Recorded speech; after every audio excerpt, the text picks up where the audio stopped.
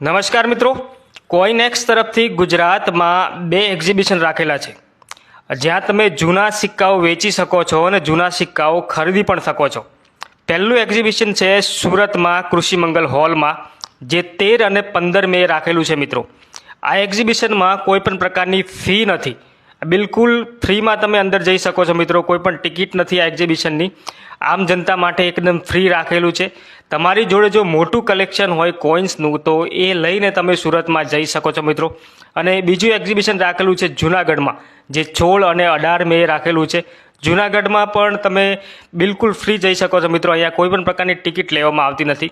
આ કોઈનનું એક્ઝિબિશન છે, એકદમ ફ્રી રાખેલું હોય છે. તમે પોતાનું કલેક્શન લઈને અહીંયા જઈ શકો છો.